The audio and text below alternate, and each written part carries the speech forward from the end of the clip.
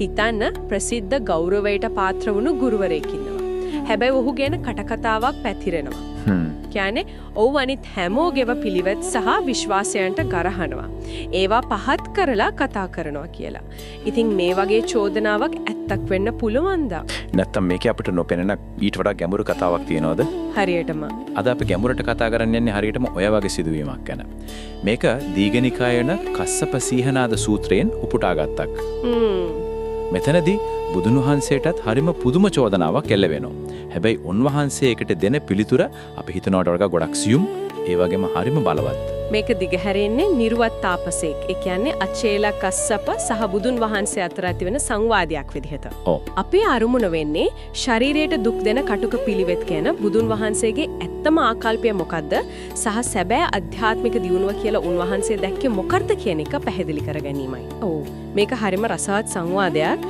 ඉතින් කතාව පටන් ගන්නෙම අචේල කස්සප බුදුන් වහන්සේ හමු වෙන්න ඇවිත් බොහොම කෙලින් ප්‍රශ්නයක් අහනවා. ඔහු අහන්නේ මට ආරංචියක් ආවා ශ්‍රමණ ගෞතමයන් වහන්සේ හැම තපස් රැකීමකටම ගරහනවා. කටුක ජීවිත ගත කරන හැම තාපසයෙක්ටම දොස් කියනවා කියලා. මේක ඇත්තක්ද කියලා. හරිම සුජු චෝදනාත්මක ප්‍රශ්නයක්. ඔව්. බුදුන් වහන්සේ චෝදනාව සම්පූර්ණයෙන්ම ප්‍රතික්ෂේප කරනවා. උන්වහන්සේ කියන්නේ ඒක මම කියපු දෙයක් නෙවෙයි. ඒක මට විරුද්ධව ගොතපු අභූත චෝදනාවක් කියලායි. හැබැයි උන්වහන්සේ ඒක එතනින් නවත්තන්නේ නෑ නේද? නෑ. ඒ වෙනුවට තමන්ගේ අවබෝධය ගැන පැහැදිලි කිරීමක් කරනවා. මෙතන තමයි කතාවේ හරිම පුදුම තැන පටන් ගන්නෙ. උන්වහන්සේ මතයක් ප්‍රකාශ කරනවා වෙනුවට තමන්ගේ දිවැසින්, ඒ කියන්නේ අතීන්ද්‍රයේ ඥානයෙන් දකින්න දෙයක් ගැන කියනවා. හරියටම උන්වහන්සේ පැහැදිලි කරනවා කස්සප මම දකිනවා කටුක ජීවිත ගත කරන සමහර තවුසන් මරණින් මතු අපායේ උපදිනවා. ඒ වගේම කටුක ජීවිත ගත කරන තවත් සමහරු ස්වර්ගයේ උපදිනවා. විනාඩියක් ඉන්න ඒ කියන්නේ කටුක පිළිවෙත් අනුගමනය කරන හැමෝම හොඳ තැනක උපදින්නේ නෑ කියන එකද? ඔව්. ඒ කාලේ තිබුණු සාම්ප්‍රදායික විශ්වාසයට ඒක සම්පූර්ණයෙන්ම පටහැනි නේද? හරියටම. ඒක තමයි මෙතන තියෙන විප්ලවීය අදහස. ඒ විතරක් නෙවෙයි. උන්වහන්සේ ඊට විරුද්ධ පැත්තක් දේශනා කරනවා. ඒ මොකද්ද? සැපවත් අඩු දුක් ඇති ජීවිත ගත කරන සමහරු අපායේ උපදිනවා. තවත් සමහරු ස්වර්ගයේ උපදිනවා කියලා දේශනා කරනවා. ඒක ඊටත් වඩා පුදුමයි. ඒ කියන්නේ උන්වහන්සේ මෙතනදී කරන්නේ කස්සපගේ මුළු තර්කයම අඩපණ කරන එක. ඔව්. ජීවිතේ කටුක බව හෝ සැපවත් බව නෙවෙයි කෙනෙක්ගේ මරණින් මතු ගතිය තීරණය කරන්නේ. බාහිරව පේන දේ මත තීරණයක් ගන්න බෑ කියන එකයි උන්වහන්සේ පෙන්වා දෙන්නේ. ඔව්.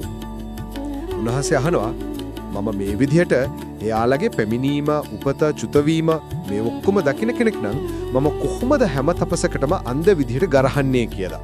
ඊට පස්සේ උන්වහන්සේ හරිම තාර්කික ප්‍රවේශයක් යෝජනා කරනවා. ඔව්.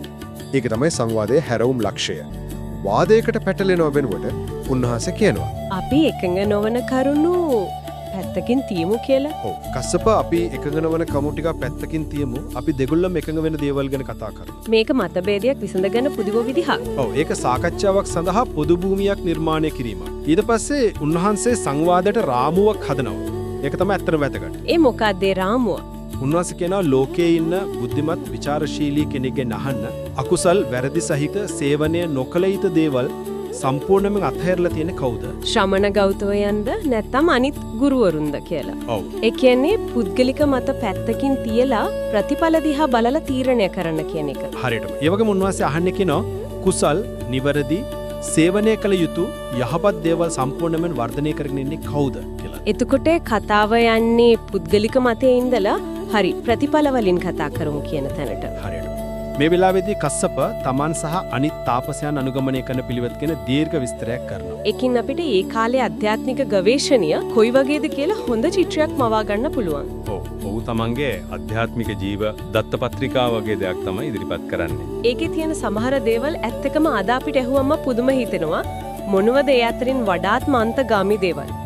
දැන් ආහාර සම්බන්ධයෙන් ගත්තොත් එක ගෙදරකින් විතරක් දන් ගැනීම, දවස් 7කට සැරයක් විතරක් ආහාර ගැනීම වගේ දේවල් තියෙනවා. හරි.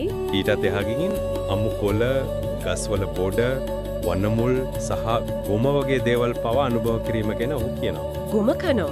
ඇත්තටම ඒ කියන්නේ මේක නිකම්ම සරල ජීවිතයක් ගත කරනවා කියන එක නෙවෙයි. මේක ශරීරයට සක්‍රියව දුක් දීමක්. ඒ පිටිපස්සේ තිබුණු දර්ශනේ මොකක්ද? ශරීරයට දඬුවම් දීමෙන් හිත පිරිසුදු වෙනවා කියන විශ්වාසයද? හරියටම ඒ කාලේ තිබුණු ප්‍රධාන විශ්වාසයක් තමයි ඒට. ශරීරය කියන්නේ ආත්මයට හිරගයක් නැත්නම් සතුරෙක්. ඒ නිසා ශරීරය වේදනාවෙන් සහ හික්මවීමෙන් පාලනය කළාම ආත්මය නිදහස් කරගන්න පුරුවන් කියලා තමයි ඔවුන් හිතුවේ. ඉතින් බුදුන් වහන්සේගේ ප්‍රවේශය විප්ලවී වෙන්නේ උන්වහන්සේ ඇත්ත සටන තියෙන ශරීරයක් දෙට නෙමෙයි මනසත් එක්ක කියලා පෙන්වා දෙන නිසායි. ඔව්.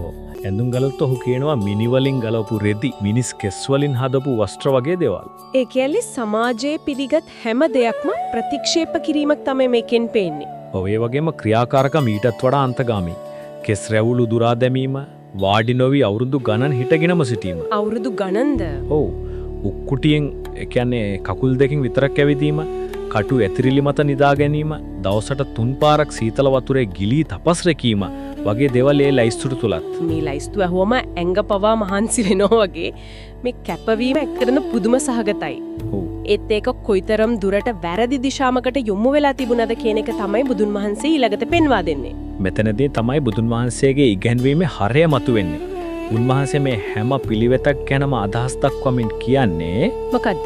ඔය මොන දේ කළත් කෙනෙක් සීල සමාධි ප්‍රඥා සම්පත්තිය වර්ධනය කරගෙන නැත්නම් ඔහු සැබෑ ශ්‍රමණේක්වත් බ්‍රාහමණේක්වත් වෙන්නේ නැහැ කියලයි. ඒ කියන්නේ බුදුන් වහන්සේ කස්සපගේ මුළු ජීවිත කාලයම කරපු දේ එකපාරටම අවලංගු කරනවා වගේ දෙයක් නේ කරන්නේ. ඔව් ඒක හරිම බලවත් ප්‍රකාශයක්. ඒක කස්සපට කොහොම දැනෙන්නේ නැතිද? උන්වහන්සේ කොහොමද සැබෑ අධ්‍යාත්මික ශ්‍රාවකයෙක් කියන්නේ කවුද කියලා පැහැදිලි කරන්නේ? කස්සපව සම්පූර්ණයෙන්ම අධෛර්යමත් නොකර. උන්වහන්සේ ඒ වචනවල අර්ථයම වෙනස් කරනවා. උන්වහන්සේ කියනවා සැබෑ ශ්‍රමණේක් හෝ බ්‍රාහමණේක් කියන්නේ බාහිරව කරන දේවල් වලින් මනින කෙනෙක් නෙවෙයි. එහෙනම් කවුද? ඒ වෙනුවට යම් භික්ෂුවක් වෛරයෙන් තොර තරහෙන් තොර මෙත්සිත වඩනවා නම් ආශ්‍රවයන් ක්ෂය කිරීමෙන් මේ ජීවිතයේදීම චිත්ත විමුක්තිය සහ ප්‍රඥා විමුක්තිය සාක්ෂාත් කරගන්නවා නම් අන්න ඒ භික්ෂුවට තමයි ශ්‍රමණයා කියන්නේ බ්‍රාහමණයා කියන්නේ කියලා.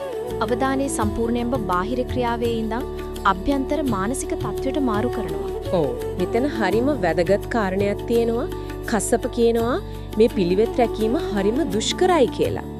ඒකට බුදුන් වහන්සේ දෙන උත්තරේ හරිම බලවත්. ඔව්. උන්වහන්සේ කියනවා නේද? ඔය කියන බාහිර තපස් රැකීම ගෙදරක ඉන්න දාසියකට උනත් කරන්න පුළුවන් කියලා. ඔව්. උන්වහන්සේ පෙන්වා දෙනවා ඔය බාහිර ක්‍රියා ඕනෑම ගෘහපතියෙකුට, ගෘහපති පුත්‍රයෙකුට අඩුමතර මේ වතුර අදින දාසියෙකුට උනත් මමත් අදින්දන් නිර්වතින් ඉන්නවා.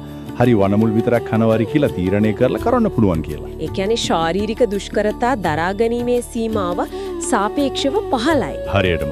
නමුත් සැබෑම දුෂ්කර දේ ඇත්ත අභියෝගය තමයි අභ්‍යන්තර වශයෙන් කෙලෙස් නැති කිරීම කියන එක. ඉතින් මේ වෙලාවේදී පැහැදෙන කස්සප අහනවා එසේනම් මොකක්ද ඒ උතුම් සීල සමාධි ප්‍රඥා සම්පත්තිය? ඔව්. බුදුන් වහන්සේ දෙන පිල්තුරේ තියෙන උපමා ටික නම් හරිම අපූර්වයි. ඔව්. උන්වහන්සේ සීලය ගැන විස්තර කරද්දී ඒක නිකම්ම නීතිමාලාවක් නෙවෙයි කියලා පෙන්නනවා. එහෙනම් උන්වහන්සේ කියනවා සීලවන්ත භික්ෂුව සතුරන් පරාජය කරපු බියක් නැති රජෙක් වගේ නිර්දෝෂී සැපයක් ලබනවා කියලා.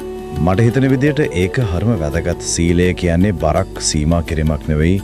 ඒක ඇත්තම නිදහසක්. ඔව්. බියෙන්තරව ජීවත් වෙන්න පුර මානසිකත්වයක්. හරියටම. ඊළඟට සමාධිය ගැන පැහැදිලි කරද්දී ඉන්ද්‍රිය සංවරය, සිහිය සහ පංච නීවරණ ධර්ම ප්‍රහාණය කිරීම ගැන කතා කරනවා.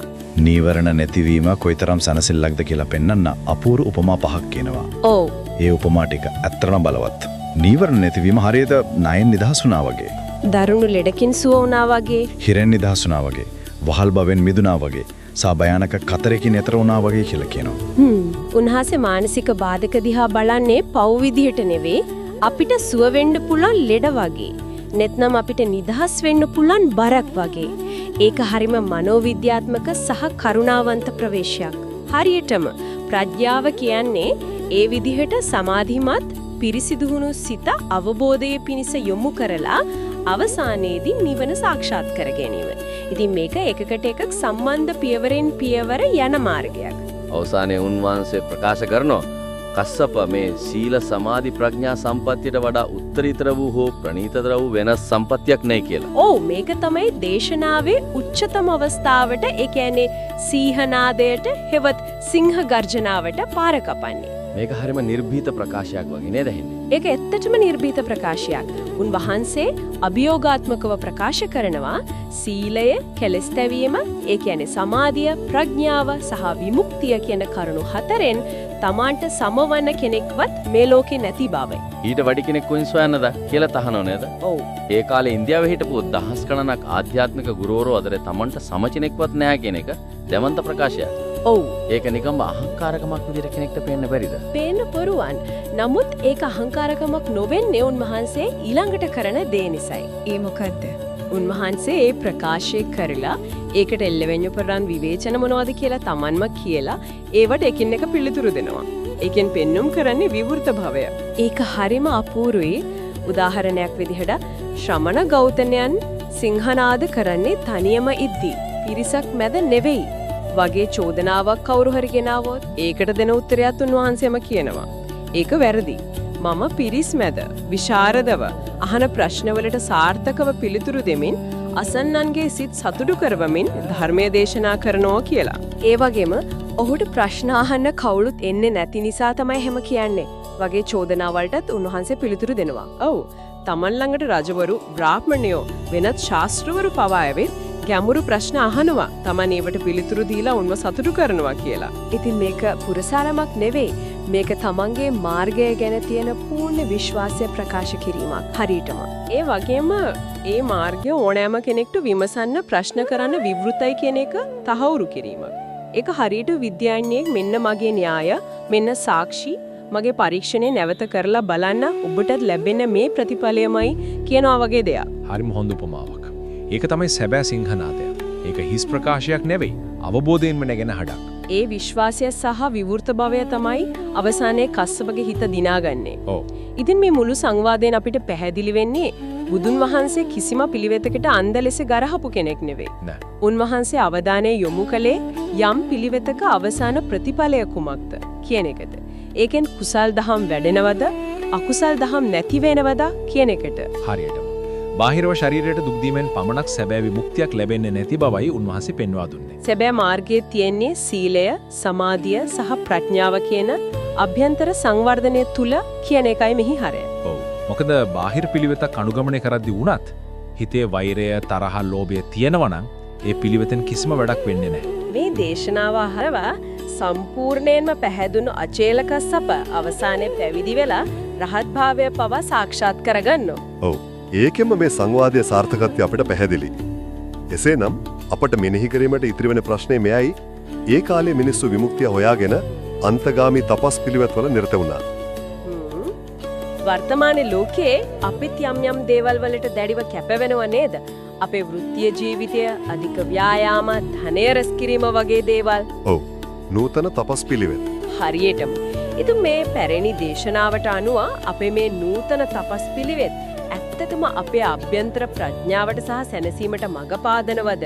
නැත්නම් ඒවත් බාහිර දෙයකට සීමා වෙලා වැරදි දිශාවකට යොමු වුණු දවන්ත උත්සාහයන් විතරද